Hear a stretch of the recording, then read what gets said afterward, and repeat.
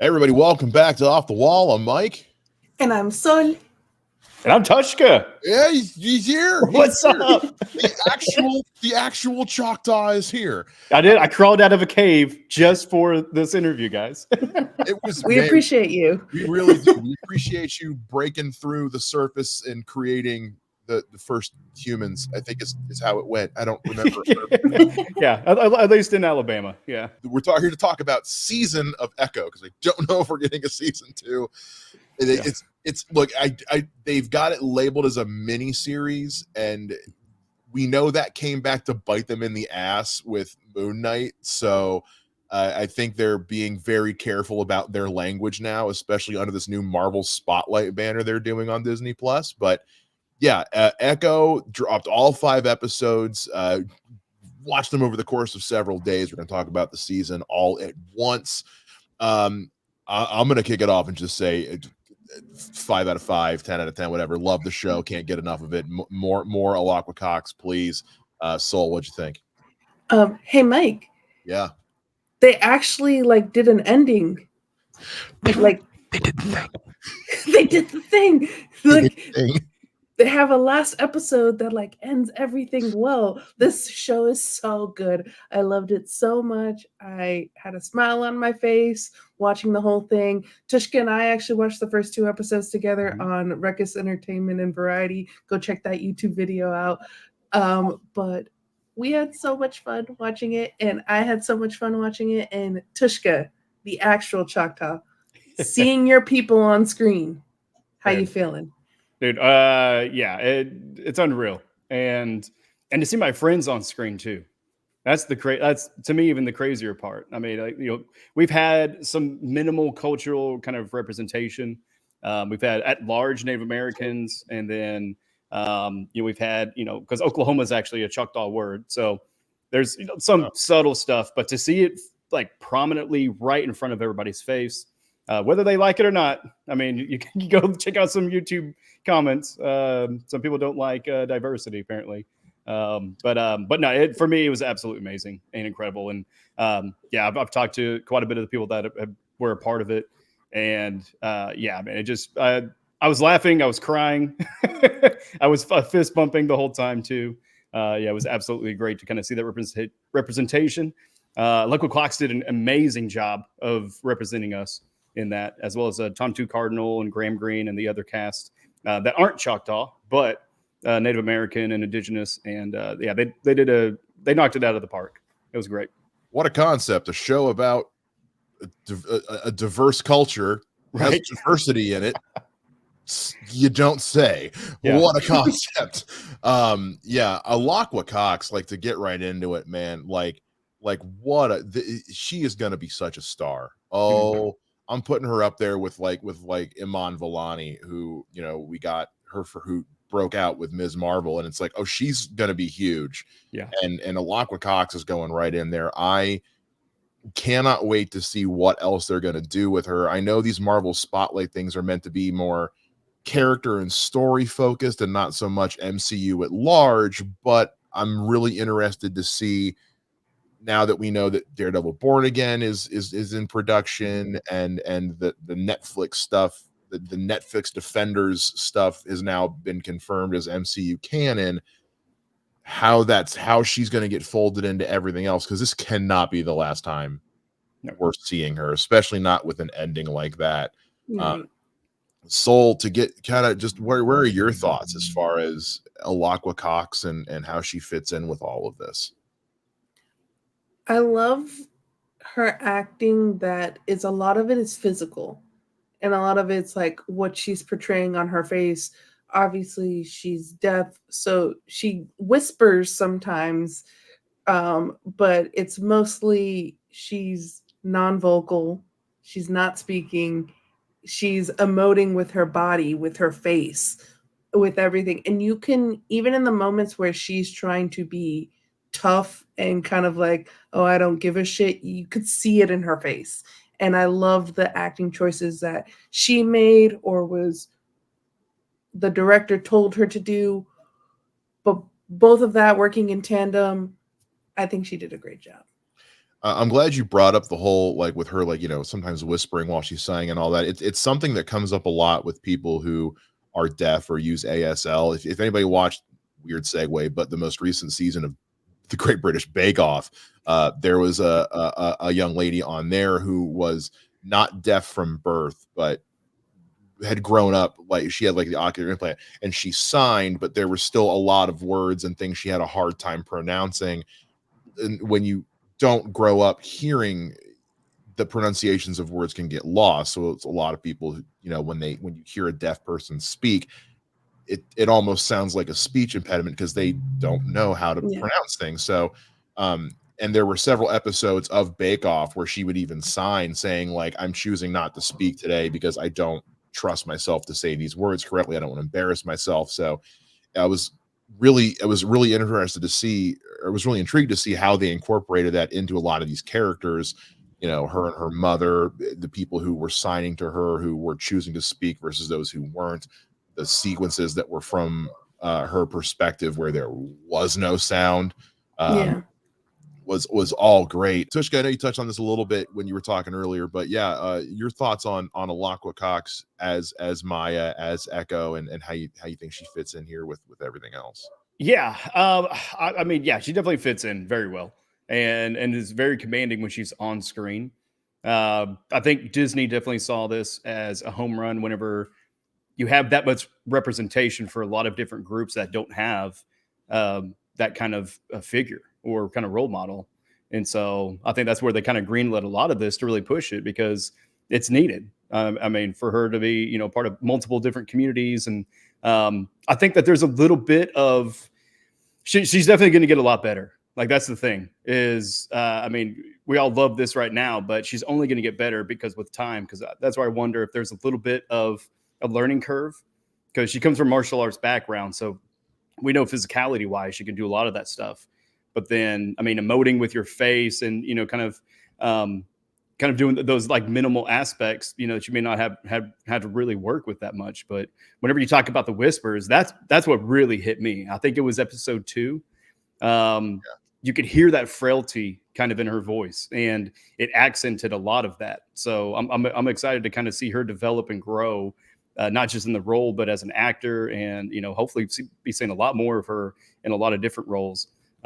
Because I mean, she's native baby, but also at the same time, she's representing a lot of people, and I know that there's a lot of people championing her right now. So it's awesome. Yeah, we've got an actor who's a woman, who is not white, who is physically challenged. Let's go. I'm not sure. Amputee. She's an amputee, and she's deaf. A non-verbal, someone who's deaf and non-verbal. So that already, like, that shrinks the roles available to her. But there's also that hope that now that she's had these eyes on her and they've shown what she can do, that they'll start to find other ways to work or anything. But also when you knock it out of the park quite like this, I imagine Marvel's like, what do we get? Just back up the dump truck of money to her front yard and just give it to her now, because we need to keep her around, because good luck finding another female native amputee nonverbal deaf person to replace her if you lose her.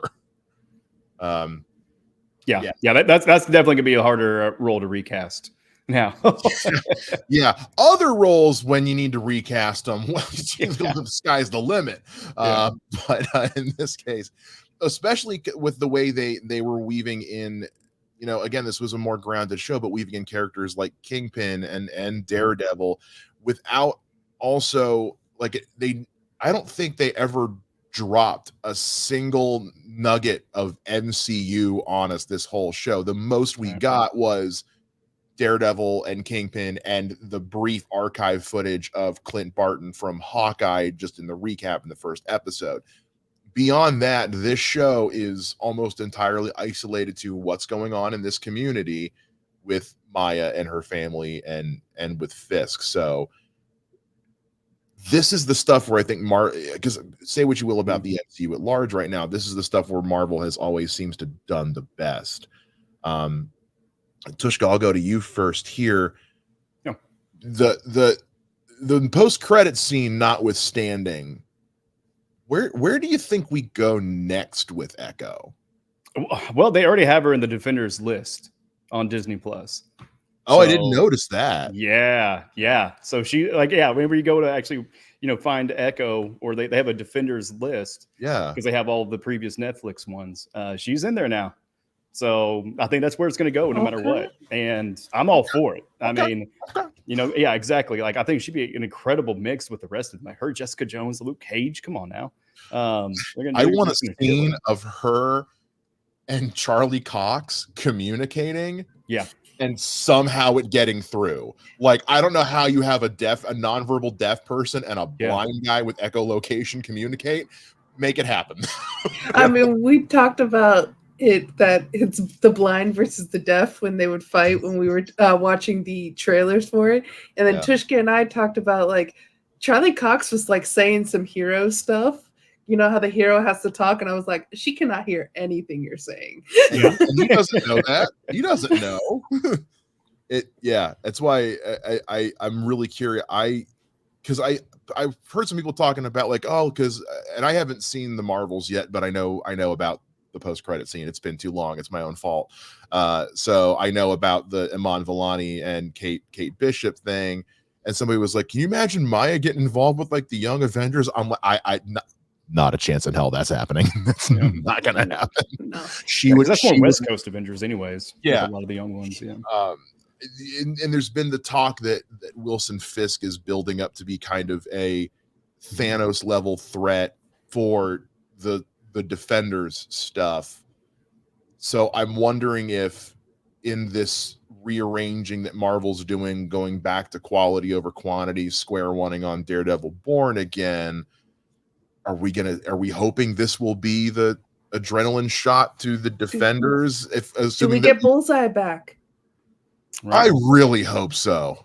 Because the ending of season 3 of Daredevil, and I was like, I want to see more of Bullseye. Yeah, Poindexter. Yeah, man. I hope so. But also, can we recast Danny Rand, please? Look, it's not dude's fault. Just it didn't work. We can recast him. It's fine. It's a new universe. It's a different former. It's a new universe. Look, we are a little over a year away from them being able to start folding in the X-Men properly. We have to get to summer.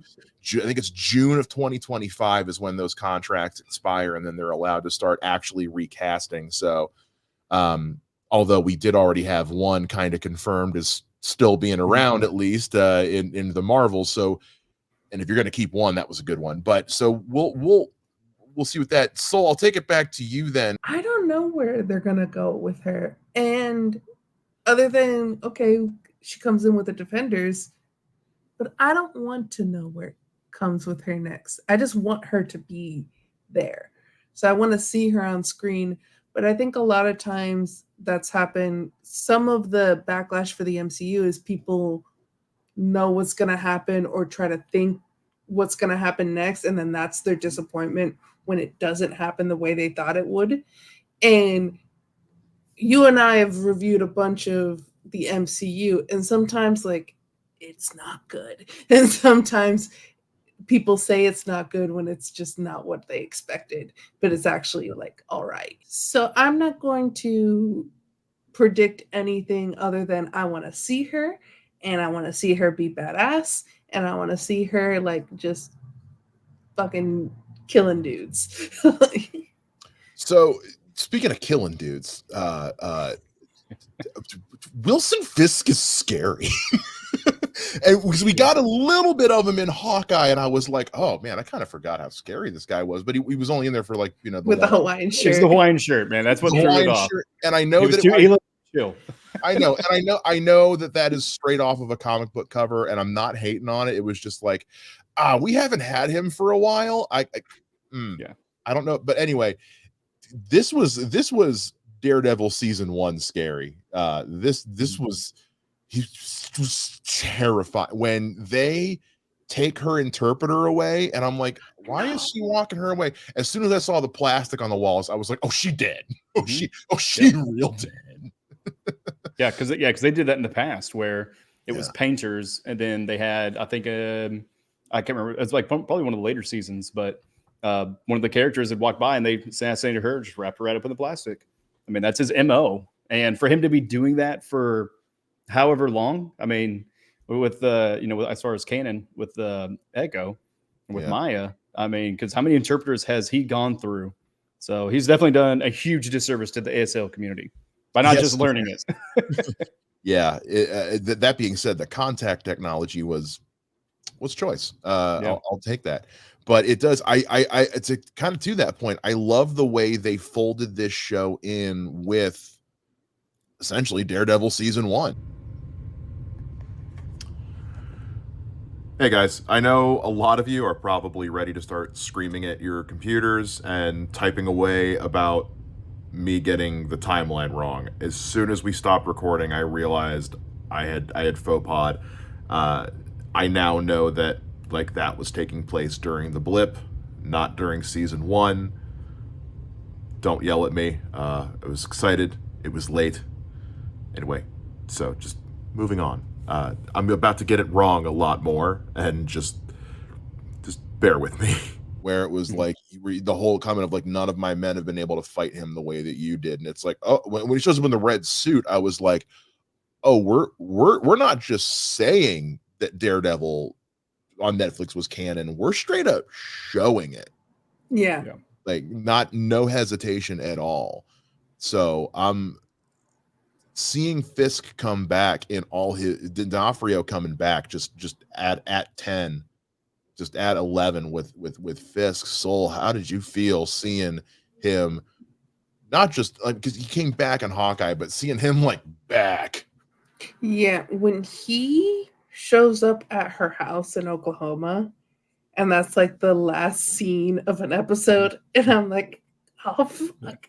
And then it starts the scene starts in the next episode at the beginning, and they're pulling Maya, and you think, oh fuck. And then it's just to put the thing in her eye so that way she can so he doesn't have to learn ASL, basically. Yeah. And I was like, oh, the playing with Fisk, you never know when he's just gonna be chill or when he's going to murder you. And he's playing that game. And so you really have to be on your toes with Fisk, because could that wine have been poisoned? Could he just wanted a nice bottle of wine? Because Wilson Fisk is one of those guys who there is a part of him that genuinely loves her like family. He would not have been as involved with her as a child if that weren't the case. He would not have violently beat the shit out of an ice cream man if he didn't care about this little. He wouldn't be. Wilson Fisk would not be picking up a little girl from school if he didn't love her in his own way. That being said, and it's clear that I'm doing things with the technology so that we can understand each other. No middleman. It's or you could just learn ASL. Millions of dollars in technology research, $50 course at a learning annex. That's how you make your millions, dude. You save money along the way. When he shows up at her house at the end of that episode, I literally was Jim from The Office. Just no. But the greatest offense I think that next episode kept with the dinner meeting, the biggest worst thing they did, what were they going to have for dinner? They didn't show cookies. Yeah, just wine and cookies. If you've never had cookies from Levain Bakery, they are life-changing. But he pulls out those Tupperwares, and I was like, what are we having? What are we oh, we're not gonna I want to know. I want to know what Kingpin brings on a picnic, I guess. I don't know. It's just, I don't know. Seeing our favorite boy back in all his Kingpin-y glory. How to make you feel? Yeah, hey, I'm all here for Nanny Kingpin. I mean, I wonder how much he charges. I mean, if he just does that for all the tracksuit mafia, hey, don't worry about it. I'll go pick up your daughters. You know, I mean, maybe he has a stretch limo just full of, you know, girls that he's running around. Maybe he's doing Girl Scout cookie sales, right? Maybe that's what he's doing. I mean, who knows? I'm picturing Mary Poppins, but it's just this huge dude just falls in. It's just like just a spoonful of sugar. Exactly. Because there is something that he is so emotionally entangled with Maya. And it's weird because if it's true, because it was Clint's words, and it seemed like it kind of became true because he didn't really deny it, but like, then why did he take away her father other than to control her? Yeah. Like if you really love something, you kind of set it free, right? You don't try to constrict it and control it, because that's not fucking love. But he also probably doesn't even know what love is. I mean, he's got something with Vanessa, but that's more of like a sexual relation with your therapist. So with the thing with Maya, it's just as crazy as you. Yeah. But the thing with Maya is interesting because, and Vincent D'Onofrio did an amazing job with this, because every scene he just felt like he was about to blow up. Like, I mean, he was just shaking, and it was just like, okay, like he's battling a lot in his head. That's where, I mean, spoiler alert for the end, when Maya kind of does the actions to him with her powers, like it kind of, I mean, who knows what it's going to look like? I mean, are we going to see a shift in his behavior because she helped him kind of, kind of work through some of that trauma, like her mom kind of did, kind of through the spirit realm, or, kind of through that dream sequence. But hope I'm not jumping ahead as far as, I don't know if you guys are going through timelines, but yeah, no, it's fascinating. Watch the show? No. Yeah, right. Yeah. But to me, it's fascinating because it's almost like a character study with those two. Yes, it was two people talking in a room, which is a gripe that I've had with previous Marvel stuff, as well as you all have had as well. But I like it. I'm here for it. Like I want to see a lot more of that. I wish we could have, if they did have another 2 episodes, maybe 3.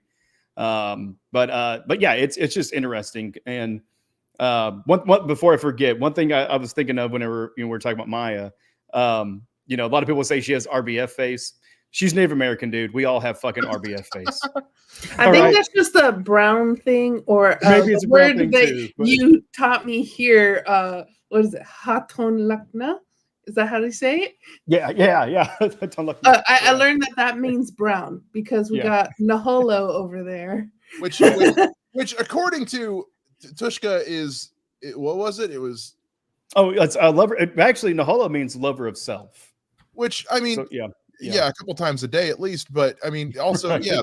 that's white people in general. We're all, it's that, So early days of Choctaw, just Choctaw history period.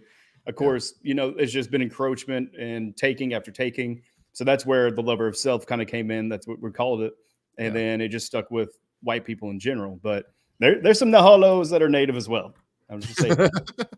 Well, the RBF comment's interesting.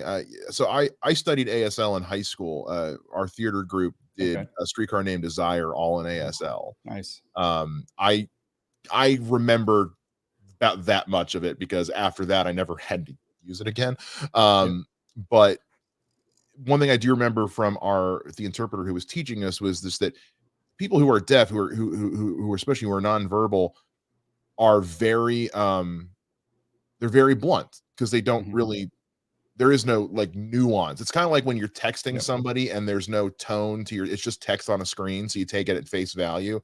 And that's kind of how people who are deaf are, because you don't have inflection of tone of voice. You can have inflection with how you gesticulate your signs, but most of it's coming from, you convey your emotions with the moneymaker. So they tend to be a lot more expressive because that's how there is no sign for lustful I love you versus kind I love you. It's all just I love you. So that's how they convey. So I love that. That's the key with getting someone who's a nonverbal actor, is to make sure you got to be able to say volumes with this. It's one of the reasons why I love Ryan Gosling so much. That man can deliver pages of dialogue just by moving his eyes, and he can speak. So, And Not that's much in one- Drive, and that's my favorite movie of his. And one thing I liked between like Maya and Uncle Henry is when they would go from just signing where it seemed Mhm. like a nice conversation to signing where they are angry with each other. Mhm. And you can tell by the body language, you can tell by the way how forceful their signs are. Mhm. And you can tell too because her whispers get louder as well. Yeah, when she starts the episodes and the scenes where she was whispering while signing was like, oh, she is not fucking around right now. Mhm. You know, when she's just regular signing, it can be one way or the other. But like when she starts actually, we'll call it vocalizing for lack of a better term, it's when it's like she is now signing for her own benefit. And you know, when she's talking to Bonnie, it's like, I am speaking just to make it abundantly clear how I feel right now. Yeah. I want to get into just, you brought up Uncle Henry, and we've brought up Bonnie. I want to talk about some of these other side characters because the supporting cast on this show crushed. Yeah. Scully was easily my favorite. He was just the fun, you know, raunchy uncle, or Horny. uncle slash step grandpa, But very caring because he took Yeah. action. He didn't just say things or buy things and put money. He actually put thought and action into it as well. well, not only that, And but he learned ASL too, which Yeah. we spoke about how Wilson Fisk didn't learn ASL for her.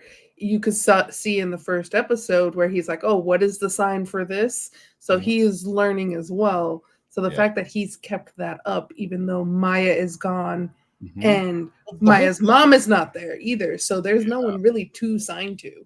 the whole family, because that's how that's how Uncle Henry signals to Bonnie when she comes to the roller rink, is he's but with his hand just signaling, you know, go. Go. Yeah. All these people, you know, and, Yep. and with Chula, she, you know, it's different for her because it was for her daughter and for her granddaughter, so it's just a part of her now. But everybody else, they kept up with the ASL, even Biscuits, because it's like they just knew it was important because there's Very someone in easy the to family. lose. It trust me, it is easy to forget if you don't use it all the time. And that they made sure to keep that a part of their lives, even though they never knew if/when they were ever going to see Maya again. Mhm. It was, and for Chula, it was because of how connected to her daughter she was, especially as we learn in episode 4. Don't quote me on that. I think so. I think it was 4, about what went down with when she gave birth to Maya's mother, and how and what a spiritual experience that was for her, as well as physically stressful, just beyond regular childbirth standards. Yeah, her Uncle Henry was great, Scully was great, Bonnie was great, Cousin Biscuits is the only one I'm a little on, just because I feel like we know this was originally Man. supposed to be 6 episodes, that they cut one out, because there's the stuff with like him getting Chula's truck fixed never gets resolved. Mhm. And that's the only scene he has in that episode. So I feel like, again, and also from what we know about like how it was rumored Charlie Cox and Jessica Jones were going to have bigger parts in this, Jessica Jones period, but and Charlie Cox, makes me think there was another episode somewhere in the middle that got cut to keep this. I think they did that to keep this focus just on Maya and Fisk, because Mhm. when you have that can easily distract from the rest of the show. Kind of like when Charlie Cox shows up in She-Hulk, Mhm. it becomes that episode is a Charlie Cox episode. It's not a She-Hulk. It's also Yeah. the best episode of the show. I mean, In you Ugly had Yellow No Way too, Home too. as well. Yeah. When he shows up in No Way Home, it's like, oh, cool. Nothing else matters right now. Yeah. And then once he's gone, you resume the movie. But that felt like a narrative choice to cut that out. But it also meant that some stuff got sacrificed, which I think may have been Biscuits and Uncle Henry. Because even in episode 3, Uncle Henry's like, from now on, if the offer still stands, like I'm if you need help, I'm with you. And then that just kind of stops till the finale when he shows up with a gun. And I'm like, there was something else that was supposed to be here. Did either of you guys pick up on that, or is it just me? I don't know. Tvshka nodding his head yes. Yeah, no, definitely. Yeah, from 3 to really 4 to 5, That's where it feels like it kind of jumps the shark or takes a big leap without a whole lot of context. But yeah, because I mean, he goes to the junkyard, and then you don't see what he picks out, and then all of a sudden he has it, and it's like, okay, well, you said that you were going to fix it, as far as they say to not throw something away because it means you can always repair it or fix it and kind of bring it back. But I mean, to kind of push back a little bit though, man, Biscuits.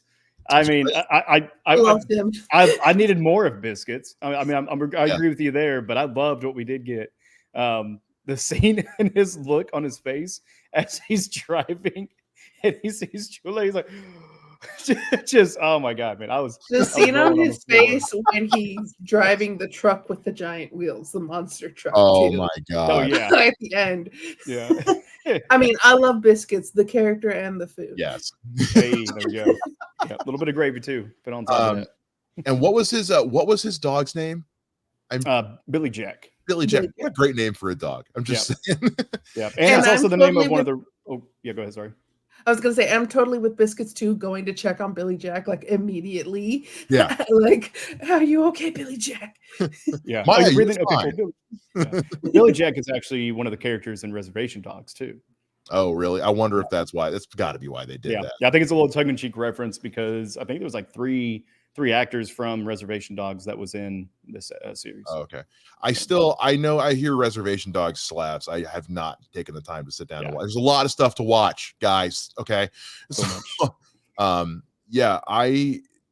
Biscuits was great. That's why I'm just kind of like, I wanted more, and I feel like we were supposed to get more, and they made a choice. But again, I'm all for if it services the story. Then I'm all. If you got to cutting for story is fine. Cutting for time is where you lose me. Mm-hmm. Which I was a little afraid of with this because the episodes got increasingly shorter and shorter and shorter. Mm-hmm. And while I quite liked the finale of this season for once, I'm still getting a little tired of Disney Plus's obsession with keeping their episodes under 40 minutes because their finale was 30 minutes tops. Yeah. And did they make excellent use of that 30 minutes? Absolutely. You can go longer though, Disney. Yeah. Like it doesn't have to be so short. Episode 1 was over 50 minutes. And when I first saw like literally that it was like, 30.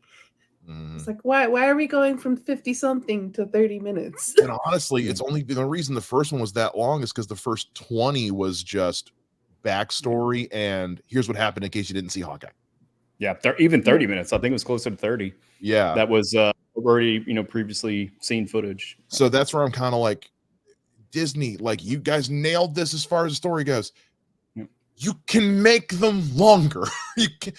Moon Knight, I think, was the first one I really noticed that on, where the episodes went from like an hour a piece, and the finale was like 40 minutes, and I was like, okay, it's a streaming service, guys. It's yours. You can be as long as it needs to be. But this was the first time where, like, even though the final episode was the shortest, they made good use of the time. It was very well paced. So. Look, they made it work. So do I wish there was more of it? 1000%, but what we got was very good. While we're in this realm, I'll throw it to Sol. Any negatives, criticisms you'd like to bring up before we go back to gushing about how much we love this thing? I mean, I literally forgot about it until you just mentioned, but yeah, him looking for the part for the truck, and he basically was going to have a spiritual finding of the part with the truck. And I wish that we would have gotten that because that would have been a hilarious scene. If they filmed that, please put it on like the DVD Blu-ray or something. Because I just need to watch Cousin Biscuits just walking around trying to like spiritually find I want to see Cousin Biscuit's vision quest to get a new bumper for Chula's truck. Like, yes. He just takes some peyote. Just all right, gotta find it.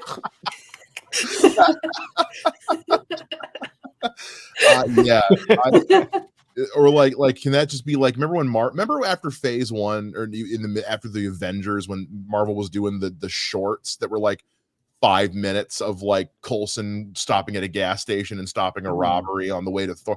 Let me get, or like the one they did to try to make Iron Man 3 make sense and it didn't work. Can we get one of those of just Biscuits picking out a new bumper? Yep. And then he gives Billy Jack some too, and the Billy Jack's on the trip with him. he just finds the dopest bone ever. Billy Jack's just floating next to him. Yeah. What is it, boy? I think there's things that you can nitpick, but I don't want to nitpick it because I enjoyed watching the show so much. Yeah. And so my negatives are nitpicky. Yeah. And they really, at the end of the day, don't matter because I'm just happy that I have a final episode that I saw of a show that I was loving and going, wow, I also loved the last episode. Because there's so many times with Disney Plus that I'm loving what I'm seeing on screen. And then the last episode is shit. So, and at best, like, just like, okay. But mostly shit. So I'm glad that I'm like, okay, this was great. My question for Tvshka here is, how'd you feel about those fireworks at the powwow? You're talking about the rocket launcher? Yeah. Not hitting anything but exploding. I mean, it serviced the moment. But I didn't want to bring that up, but I've it was one of those things that was like, okay, move past. Like, just remove that out of your head. And there were quite a bit of moments like that too. For me, and I don't know if it's maybe just because it has a lot of indigenous representation, and maybe people are like kind of don't want to tread too heavy. Some people definitely don't give a shit, and they haven't even seen the series and they're talking shit on it, but for me, like, are you saying someone on the internet is talking out of pocket, Tvshka? Yeah, right. I know. Surely right? you jest. Yeah, stay out of the YouTube comments, by the way. All the Choctaws, stay out of the YouTube comments. It's not good out in the streets. But no, like for me, my gripe was it was way too short. They didn't let some of that breathe. They did a good job with the powwow. Which really we don't have like a powwow like that. Ours is more of like the powwow dance competition and kind of indoor festival that we have in December. I think they moved it to November again. But our big thing is the Labor Day Festival, where we have like 10,000 plus people, and we have big music acts come in, and it's a 3-4 day festival, and that's where we have our pageant and all that stuff. So they kind of like shrunk it down to probably fit within the volume. So I understand those choices, but for me, it didn't necessarily stick the landing as far as the immersion of the powers or merging of the powers. Like, it was kind of cool to kind of see the phasing and then see her ancestors with her. That was badass, but it was just kind of like, it was just that. And then boom, it's like, oh, she knows exactly what to do, even though she forgot that her mom had those powers and did that for her as a kid. So like a lot of it kind of felt like it was just kind of shortcutted.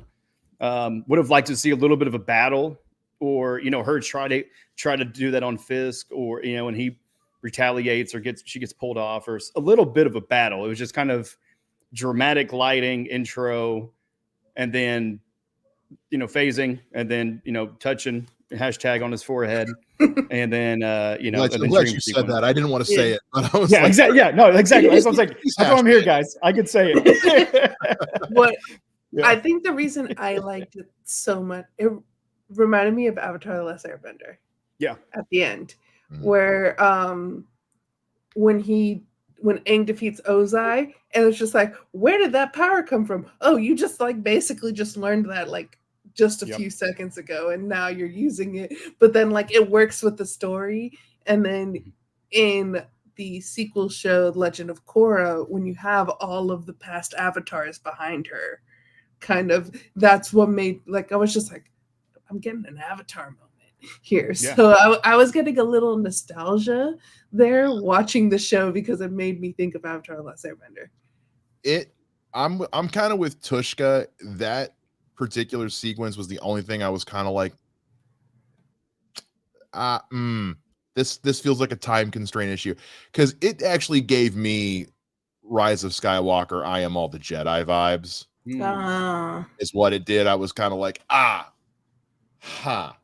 Yeah, I that's feel a movie I try to really I feel like there was more we could, Right.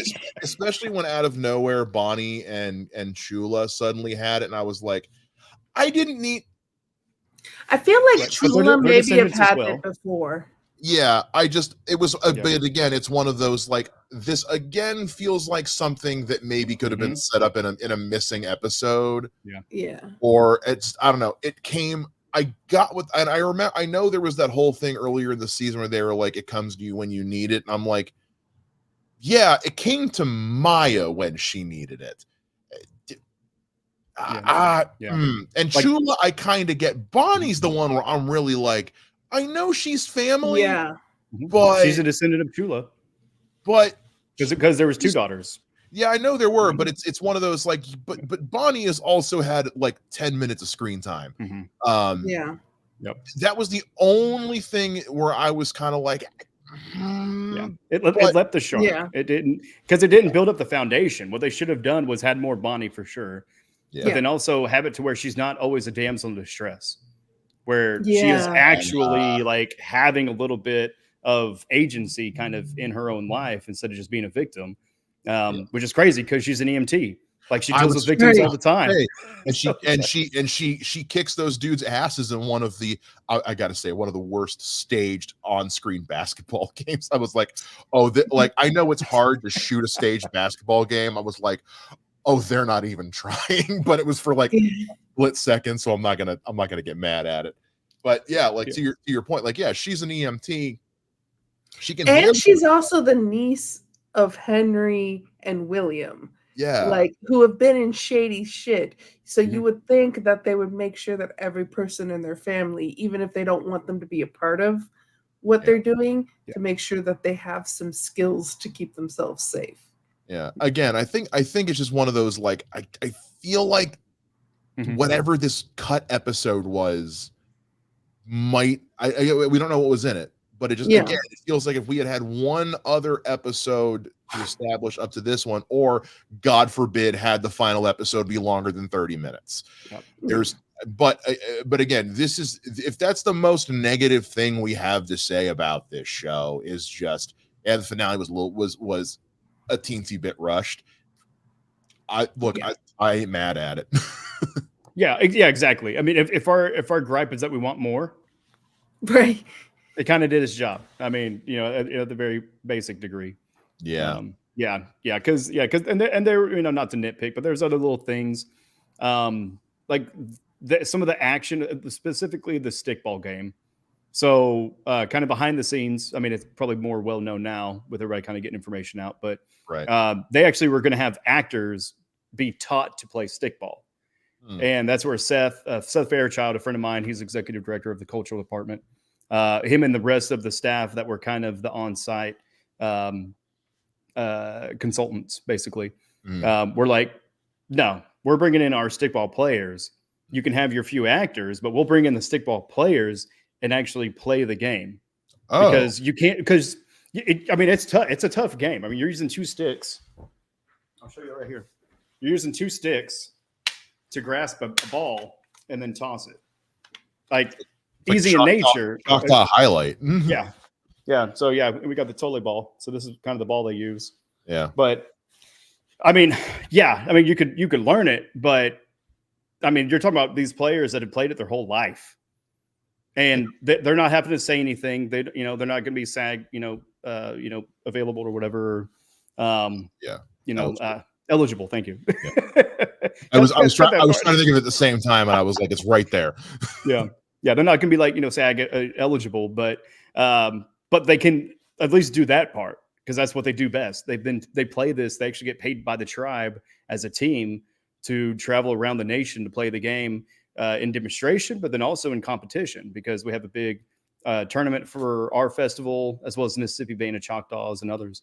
So that was one thing that I thought that was really cool that for one, like they allowed or they agreed with was they're like, okay, cool. Like we'll bring in your teams and then just those key moments where we need someone, the actor, or actress to be able to do that, then we'll show that. And I think you can kind of see that a comparison when if you rewatch it, I think you can see that where exactly where it's an actor trying to play something they really don't know versus the group of people that actually know how to play the game. Well, and since, bringing up, the Choctaw Nation, I mean, they, I love that Marvel right at, at the end of the credits held on this or beginning credits of this graphic of thanking the Choctaw Nation because they consulted heavily on this show. Just like how we had at the end of Kahhori's episode in What If season 2, where they thanked the Mohawk Nation for that. So I was really glad that we know that they did the same thing with Ms. Marvel as well. They had a lot of Pakistani people consulting on the show, the majority of the cast also I mean, we got Kahhori in this show too. Kind of. Honestly, that's my only other nitpick, and it's not even a nitpick of Echo. It just reaffirms my nitpick from the Kahhori episode, which was, why not? Since Kahhori is a made up kid, you're making her up. Why didn't they just make her Choctaw? Because then you could have had a really big tie-in with. Well, it was What If. I think it's because different dimension. Yeah, the actress who plays Bonnie and Kahhori is Mohawk herself and speaks the Mohawk language. That tracks. So I think that's probably why, because they did it in the Mohawk language. I get that. Yeah, I totally get that. But again, it just kind of goes back to how I felt about Kahhori in general, which was like, I feel like there were missed opportunities to connect Kahhori. If you're making shit up, to connect this to something you have coming. But I also don't know how involved with each other any of those productions were. Again, that's more of a expectation versus reality thing. Not really. and it does connect because of the blue water in the cave. Yeah. So there's a lot of that similarity. And as I saw that, I was like, wait, was I wrong? Oh shit. Yeah. Well, and as soon as I saw the Kahhori episode, I was like, ooh. Yeah. I wonder if this is kind of how they're building up for Echo as well. And it's a different dimension or different, multiverse. But at the same time, like, I don't want to be, as much as I love having Choctaw representation, I don't want to be selfish with Native American representation either. Sure. Yeah. Because, me and Sol talk about a lot, but we're as different from each other as the French and Germans are. We have different languages. We have a lot of similarities, physically and also culturally, but there's a lot of differences too, because we come from, a vast distance that's probably further than a lot of the European, countries are to each other. We just look the same and got lumped into the same group. And then, I don't know, whenever 90% of our population died, we kind of had to get really close to each other because we were all we had. Well, I mean, you see a lot of similar arguments with people from all over Asia and Latinos. Yeah. Jesus, I'm Irish. People conflate Ireland and Scotland all the fucking time. Right. They are not the same. Like, so you're both like whiskey though, right? You're goddamn right we do. Oh yeah. I'm Irish as well. I mean, you both hate England also, right? Oh, the worst. Except for their breakfast. I love their breakfast. But Sol hates that I love a full English, and I don't know why. I mean, it was disgusting. But one thing I do want to point out, and this just goes into like the book loving self that I am, is I was watching the last episode and I was listening, and also the music too, just great in this show. Oh, but we're gonna get to that. It said executive story editor Rebecca Roanhorse. And you have Black Sun by Rebecca Roanhorse. So Rebecca Roanhorse is half Black, half Native, and she was adopted by white people. So she's not actually with any tribe, but as far as membership, but she's also married to a Navajo. So her daughter is Navajo. And so her husband and daughter are part of a Native tribe, but her being part of this show now, I want to like go in and be like, what did you do? Like, and how did you consult, and what is storytelling kind of things? So like, I hope that there's some like interviews with her, because I love this book and I want to read more from her that comes out. And so that would just made me really happy, because I was like, oh, a book author I really love worked on this. Well, Mrs. Roanhorse is watching the show because she's clearly our biggest fan, right? So she should come on and talk to you on Sol's Book Corner. Yeah, she's already liked and subscribed, guys. She absolutely. And if you haven't, guys, we're so close to 300. Like, yes, come on, do it. I want to get into the music and the sound design a little bit because, as an audio guy, especially, first of all, I thought the choices in music were excellent. I loved the incorporation of the native chants, the tribal songs. It was so expertly used, and then also just the masterclass in sound design from Maya's perspective, especially in truly one of the greatest fight scenes Marvel has done. And Marvel did an 11-minute prison riot, one take. But when she's got the guy in the neck and it's just 2 heartbeats and then a crunch and 1 heartbeat, that was evocative. But when you can't hear the guy's neck cracking, you gotta feel it. And feel it did we all. Since you brought it up first, Sol, you talk a little bit about how you felt with the music and the sound design in this. To the sound design, being in her perspective, and therefore really only hearing her heartbeat. But other than that, not hear, you can see people speaking and not being able to understand what they're saying. And I really enjoyed that because what you never really think about, what is it like to be in a world where you don't understand the people around you? The only time you really get that is as a hearing person is if you go to a country where you don't speak the language. But for her, that's her every day. So being able to get a little bit of that perspective too, and then like you yourself, like, I want to know what they're saying. I'm a chismosa, like let me know what they're saying. But so I enjoyed the sound design. I thought it was really smart. I liked the way that they brought it in and out, like with the motorcycle at the beginning where like you don't hear that, but then you hear the crash at the end. So you go from her perspective to then what the cops hear.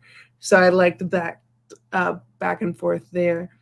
Yeah. The music, I was joking with Tvshka. I was like, I need to Shazam all of these songs. Like, I'm just over here. And I joked with Tvshka as well. One of the post-credit scenes, it was just native drums. And I was just like, I'm watching it and I started dancing. And then I realized that I was dancing, which if you've never seen John Leguizamo's Latin History for Fucking Morons, is that's how you can always get a Latin. You just play some music and whoever like just starts tapping their toes, starts moving, like Latino. I love it. I loved when it's like during the fight scene when they would just cut to just nothing, and it's like, oh my god, how do you navigate a chaotic fight like this when you can't hear a goddamn thing? And the question too I have is, were they singing from the hymn book that you've talked about, Tvshka, there? Yeah, in the background, yeah. Whenever it was doing a little bit of the montage, yeah. Whenever we did the first trailer review, didn't know she was Choctaw because none of that was really brought to light yet.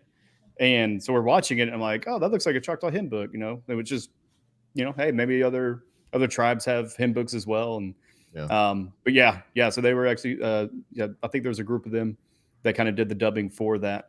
And then one of the songs by Samantha Crane, shout out to her. She's a Choctaw musician and singer-songwriter. In her song, she was singing in Choctaw as well.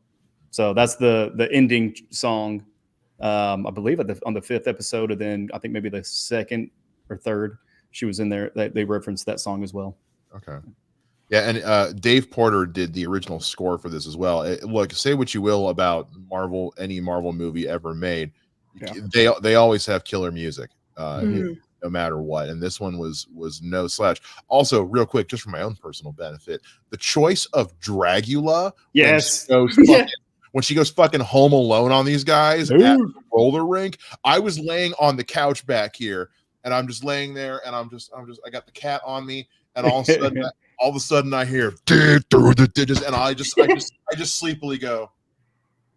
Yeah, because there is very few songs, not very few, but there's like top 5 songs that just shoot straight into your adrenal glands. It's Dragula. And actually a friend of mine asked me this question. He was like, why would she's deaf, how would she something I learned in high school, which is deaf people fucking love music. You just got to realize for them it's all beat and vibrations. They can if you go to a like a party that's full like a deaf ball or something like that. That is not like hearing like things for your ears. What they tend to do is they tend to take like the speakers and lay them face down on the floor so that the vibrations go into the floor so they can feel it in their feet. So 1,000% tracks that someone as intense as Maya would be super into fucking Rob Zombie Dragula because that shit punches. And also just excellent song choice for that scene as well. And that's how we met. That's how we met Maya. The first thing we see is we see her hand on the speaker. Yeah. And she's feeling that bass, and then the guy comes in and she's like, fuck off, I'm still listening to the song. Okay, cool. Now I'm done. You know? She's living in the bass. She's living in the vibration. That's how they enjoy music. She's all about that bass. They all no treble. Treble. I hate that song so much. But it's such a good reference. And then you have All My Life by Casey and JoJo. All my life. We were vibing whenever that came on. We're like, I actually had to look up because then that actually made me curious. I was like, wait, is Rob Zombie actually native? Because I'm gonna feel like such a jack. No, not at all. He's not. He's not. But I was like, that would have been what a learning experience that was. Right? Yeah. Honestly, if they were going to do some heavy metal, they could have played some Testament because the singer Chuck Billy is native. So I'm just saying, Marvel, if you want someone to consult on your usage of heavy metal, give your boy a call. There we go. Well, they already had Redbone, playing from Guardians of the Galaxy, so that was already taken. But they did have a native band. Oh shoot! Let me try to find that real quick. I'll see what first. Haha! Quick! Soul, wax poetic while we look. Yeah, get it. Yeah. To go into, we talked a little bit about what's coming in the future. To hit on, I mean, the post-credit scene, which was clearly a setup for Daredevil Born Again. There's Mayor Fisk. No way. Which is one of those we figured was what they were building towards with, we thought we were going to get that in season 3 with Daredevil. Now it seems like that's what we're going. If Born Again is still going to be 18 episodes, they can 1,000% do that run almost verbatim. Yeah.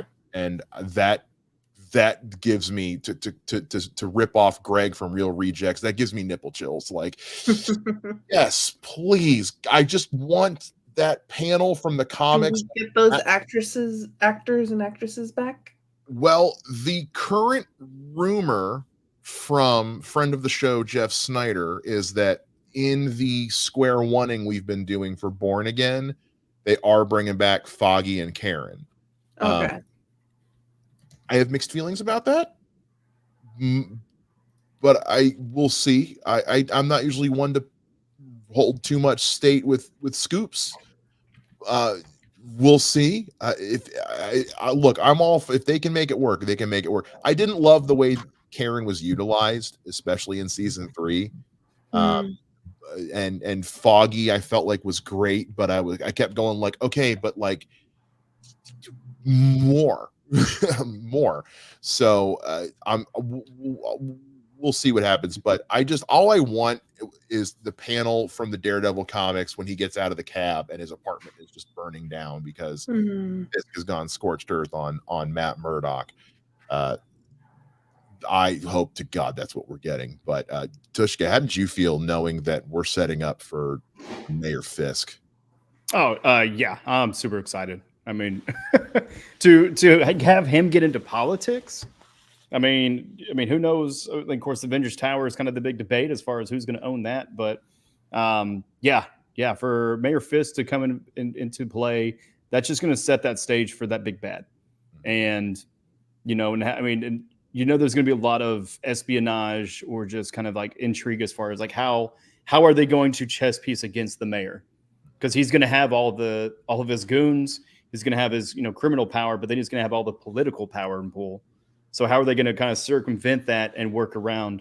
And it's probably going to be through the law, and they might as well do it with probably one of the best lawyers in New York City, Foggy Nelson.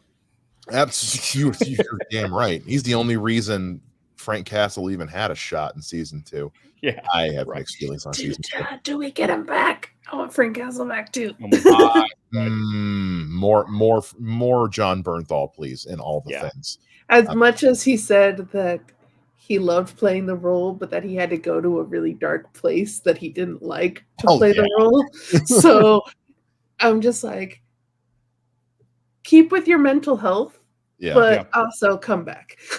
Just don't go so dark. Just come back a little bit. Don't go Heath Ledger with this shit. You find your happy medium, buddy. Like because when you watch him in any kind of interview, he is a puppy dog. He is John Bernthal is such a teddy bear. So like look at how soft boy he is. I love it. I know, but also I don't ever want anyone other than him playing the Punisher ever again. And I love Thomas Jane as the Punisher, but I at this point anything could happen. And if they're making it all canon, I would assume that they're not gonna make the Defenders stuff canon if they're not planning to use it again, especially with them. I mean, they greenlit Echo's series when Hawkeye released. They were like, this is character. And before the show was even over, they were like, by the way, she's getting her own show. And everybody was like, why? And I was just like, she looks badass. Yes. Okay. Yeah. I was all for it. I was like, shit, let's go. Native Americans, let's get our show, guys. Well, it was more one of those, like, they were like, this person who's had one episode is getting her own show. And we were like, okay. Or okay, but you also announced 7 animated series that haven't happened yet. So but if this and movies that the name keeps changing and we don't know who the main villain is. Yeah. How many times has the Agatha show changed names? Like look, at least we know that one's actively being filmed right now. So that one's actually happening. But I'm still wondering whatever happened to Spider-Man freshman year and the 5 other animated shows they said that they were making that we haven't got. The X-Men, what was it, 97? 97, which allegedly is coming this year, but similar to Aquaman 2, it's like I'll believe it when I see it. I'll believe that's coming when it's released. So yeah, big things on the horizon. This show had a lot to prove. This show had a lot to live up to, and it's the first MCU TV MA property. It's with everything we mentioned with her being non-verbally deaf and an amputee and a woman, and it's a character like you talk about unknown characters. People scoffed when they heard Iron Man was getting his own movie, and like, but the Echo is like, it's like there's nobody knew who the hell this was. So they had a lot to live up to, and for me as an ignorant white guy, similar to like when I watched Ms. Marvel or like whenever I go back and rewatch Black Panther, it's like, more of this, because I love when I get to be entertained and learn a thing or two in the process. Tvshka, I'm going to save you for last here as the hashtag Actual Chocktaw. Sol, going to you, going to you here for some just overall final thoughts on this show and how we're feeling about this precedent that's been set. We stated it before, but to have a Marvel show where I love the ending of it, like, I can't say it enough because every single time it's been like, oh, great show, didn't like the last episode, or okay show, didn't like the last episode, or with She-Hulk, shitty show with one good episode, didn't like the last episode. So to have a show that's grounded, that feels like the Netflix Marvel shows, because minus one of them, we all know which one, those shows are really good. Iron Fist. I know that was the. I'm not going to say it. You don't say that name around here. We don't speak. We don't say that. So I enjoyed it. Seeing Native representation for a friend of mine who is part of that tribe. So to see how happy Tvshka is makes me happy. And as someone who's like has Native American in her, but like is not part of a tribe because, you know, history in the Caribbean. So anytime you do see Native representation with Kahhori, with that, and with, even though it was like Mohawk with the Spanish, I felt such a connection to that episode because it was the Spanish coming in, and I was like, oh, that happened to my people too. Yeah. Yeah. I'm saying that with an excited voice, even though it wasn't exciting. Well, as a lover of history and social justice, getting to see Spanish conquistadors get what's coming to them, right? Very satisfying.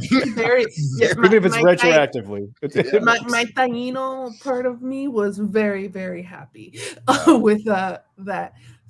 But I love the show, and I love the characters. I want to see more of the characters. I want to see Cousin Biscuits. I want to see Uncle Henry. I want to see Bonnie. I want to see Abuela Chula, like all of them. I need them in other things. Give Scully his own show. I want a Scully series. Oh my god.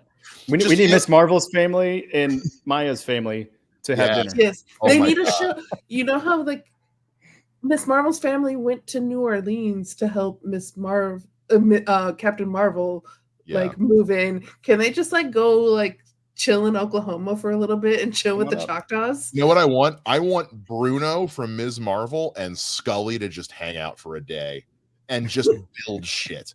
Yes. Together.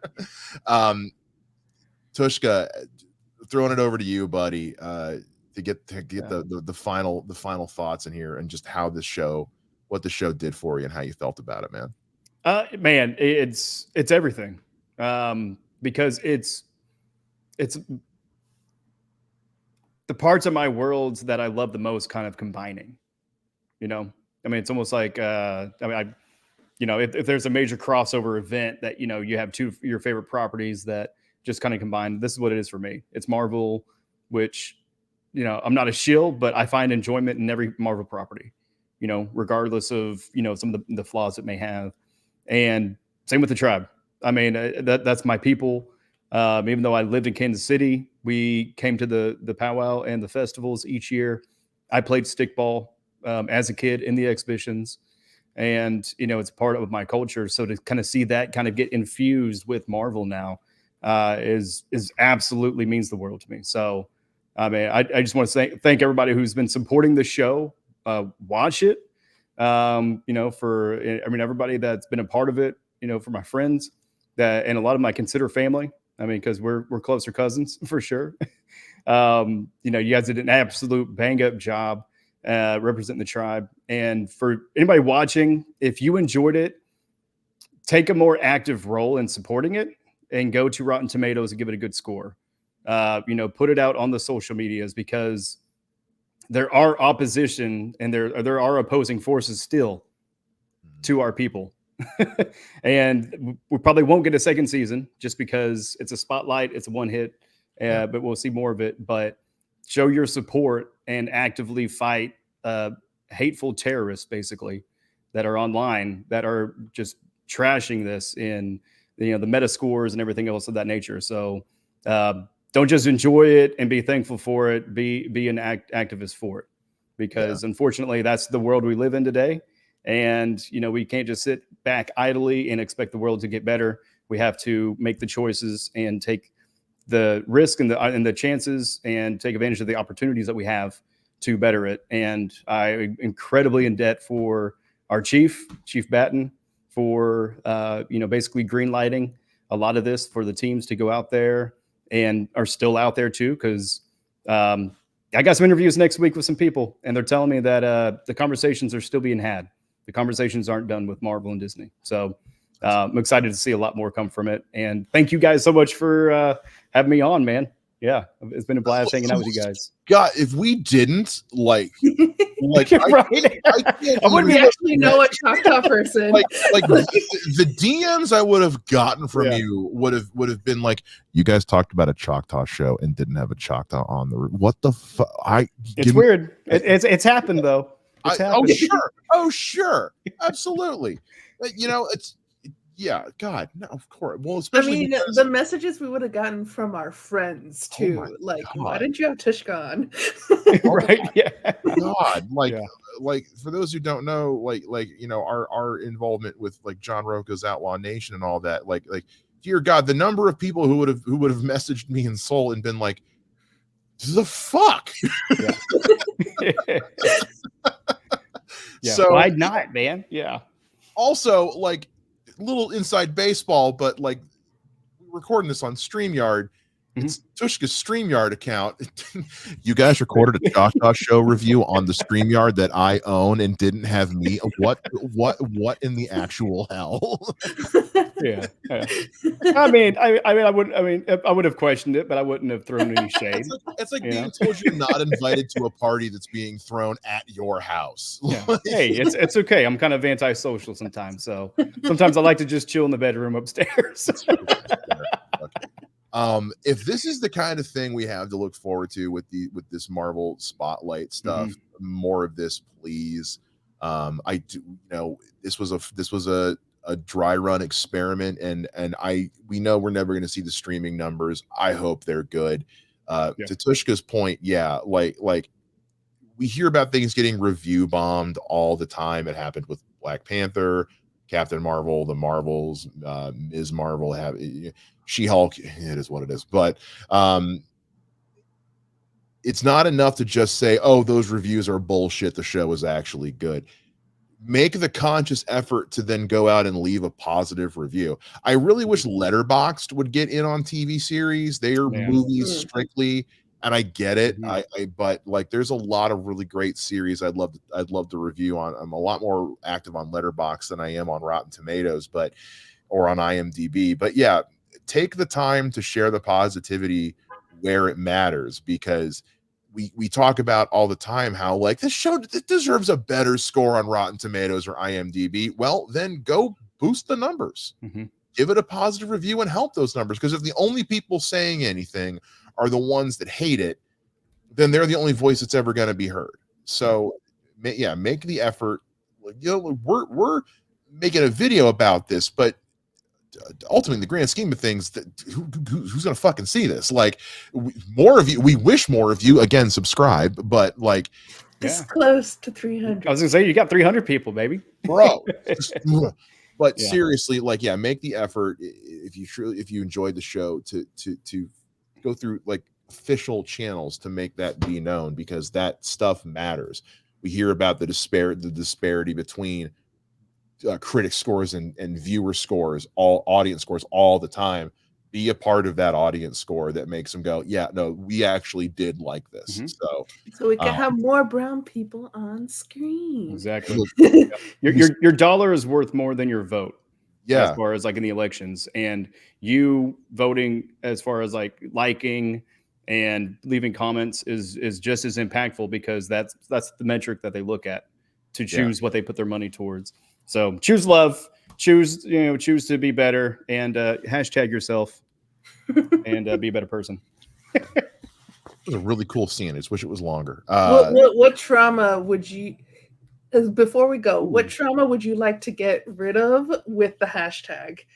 Oh, I'm still currently going through it. So once it's over, this bullshit that I'm going through, personal life shit, the bullshit that I'm going through right now, that it's the fast forward button.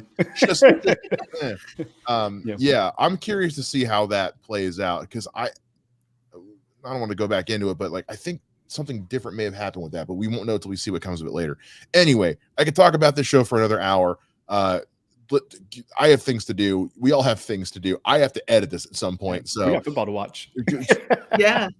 Our teams are playing each other. Yeah. I'm probably just going to go watch Echo again, honestly. Do it. Hey, watch it in Choctaw. Was that an option? Yes. Yeah, they did Choctaw dubbing in it. Okay. So I don't know. We'll see. Because I kept having to force myself to put my phone down because I was one of those like, oh, let me look up something. Wait a minute. No, they are speaking all in sign language. I have to watch. Yeah. This is not a show I can zone out on at any given point.